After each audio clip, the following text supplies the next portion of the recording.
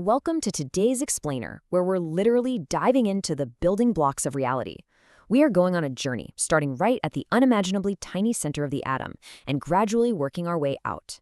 By the time we're done, you'll see exactly how the hidden architecture of these microscopic building blocks dictate the chemical behavior of, well, absolutely everything in our universe. Let's get right into what makes matter tick. Okay, picture this. If the diameter of a single atom was the size of a massive football stadium, the nucleus, the absolute center of it, would only be the size of a tiny green pea sitting right on the 50-yard line. It's an incredible analogy, right? It really sets up the sheer mind-boggling scale of the invisible world we're exploring today. Everything around you, the screen you're looking at, your own body, is almost entirely empty space. But as you'll see, what's packed inside that tiny, pea-sized center makes all the difference in the world. So here is our blueprint for today. First, we'll peek inside the empty atom. Then, we'll put particles under pressure. Third, decoding the atomic blueprint. Fourth, isotopes, the chemical twins. And finally, we'll look at ions and atomic size. Let's do this. Part 1, inside the empty atom, protons, neutrons, and electrons. To really wrap our heads around all that empty space, we have to start with the physical reality of the core. At the foundation of all matter sits this ridiculously tiny, extremely dense, positively charged nucleus. Inside it are your protons and neutrons, which we call nucleons. And zipping around in that vast empty stadium, those are the negatively charged electrons, flying around in distinct energy shells. The whole thing is held together by electrostatic attraction, basically the positive nucleus acting as the glue, holding onto those negative electrons. Now, since normal scales are absolutely useless at this microscopic level, chemists rely on relative values to make sense of things. Take a look at the electron here. While the proton and neutron both sit at a relative mass of 1, the electron is 1/1836. It is unbelievably light compared to the heavy stuff in the center. Its mass is so vanishingly tiny that we practically ignore it in standard calculations. But check out the charge. It balances out perfectly. Protons are +1, electrons are -1, and neutrons? They just sit right at 0. Moving on to Section 2, Particles Under Pressure, the Electric Field Stress Test. You might be wondering, if atoms are this small, how do we actually prove these exact weights and charges? We can't just weigh them at the grocery store. Well, imagine running a physical stress test.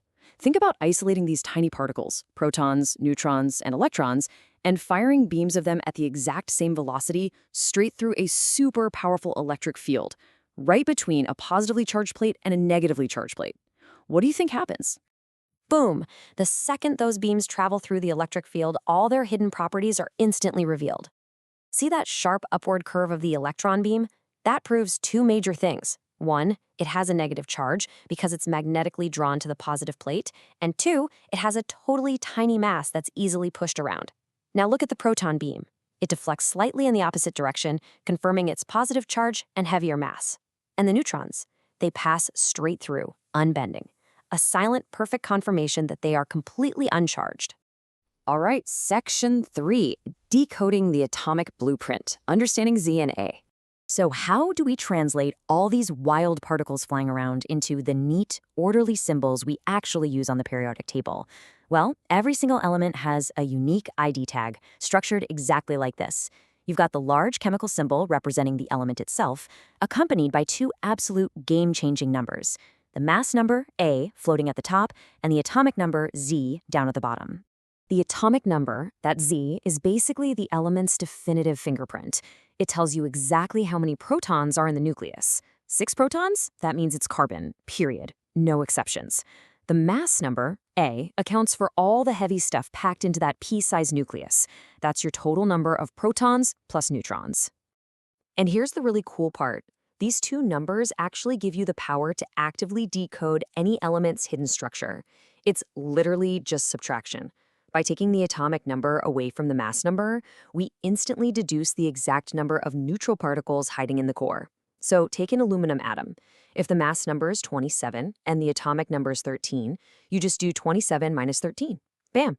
There are exactly 14 neutrons sitting inside that nucleus.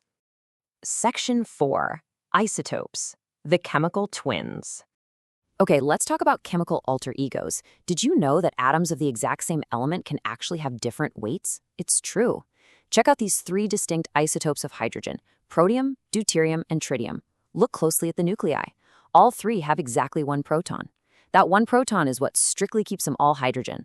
But look at the blue neutrons. Protium has none, deuterium has one, tritium has two. They have the exact same chemical symbol, but entirely different mass numbers. So, what's the big deal about this difference in mass? Well, remember, neutrons add weight, but they have absolutely zero charge. And because an atom's chemical behavior is driven entirely by the electron arrangement in its outer shells, messing with the neutral stuff in the core doesn't influence bonding at all. So these chemical twins have identical chemical properties. They react the exact same way. Where they differ is strictly in their physical properties, meaning you'll see slight variances in their relative mass and density. And that brings us to Section 5, Ions and Atomic Size. We've spent a ton of time analyzing the center of the atom, but if we zoom out to those outer electron shells, what happens when the electron count changes? We get charged particles called ions. Let's walk through a quick example. Say we want to figure out the structure of a chromium ion with a 2+ charge. First, look up chromium's atomic number. It's 24. That means it always has 24 positive protons. In a perfectly neutral atom, it would have 24 negative electrons to balance it out perfectly. But to achieve a 2+ charge, the atom had to have lost negatively charged electrons. So 24 minus 2 leaves us with exactly 22 electrons. Make sense? Knowing an atom's electron count is super important because it directly dictates the atom's size, or atomic radius. And this follows a really predictable pattern across the periodic table. Moving left to right across a period, atoms actually shrink. I know, it sounds backwards, but the electron shell theory explains it perfectly. As the atomic number increases, that positive nuclear charge gets much stronger. And since the extra electrons are just being added to the same main shell, that heavier, more positive nucleus literally yanks the entire electron cloud in tighter. On the flip side, moving down a group, atoms get larger because you're stacking on entirely new layers of electron shells, like an onion. But wait, what happens when a normal atom turns into an ion?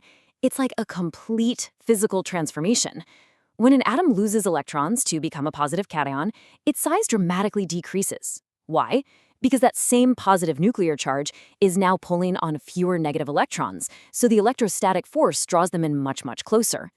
Conversely, when an atom gains electrons to form a negative anion, it swells up. Those extra electrons add repulsion, the outer shells are held more weakly, and the ion literally increases in size. And this physical transformation is absolutely striking when you bring our whole micro to macro journey together. Just look at the neutral fluorine or chlorine atoms compared to the massive fluoride and chloride ions that have gained an electron. They expand tremendously. Then look at the neutral sodium atom. It shrinks down significantly when it loses its outermost electron to become a positive ion. It is just an incredible visual demonstration of all that invisible push and pull we've been calculating today. To wrap up today's explainer, I want to loop right back to our very first idea, that massive empty football stadium analogy. Given absolutely everything we've explored today about vast empty space, tiny dense positive nuclei, and incredible electrostatic forces, I want you to consider a famous historical mystery. Why, in Rutherford's early physical experiments, did most of the heavy alpha particles he fired at a metal foil go straight through without hitting a single thing, while a tiny, tiny fraction of them bounced incredibly hard right back at him? Use your new structural blueprint to solve that puzzle, and you'll realize just how far we've journeyed into the center of the atom today. Thanks for joining me, and I'll catch you in the next explainer.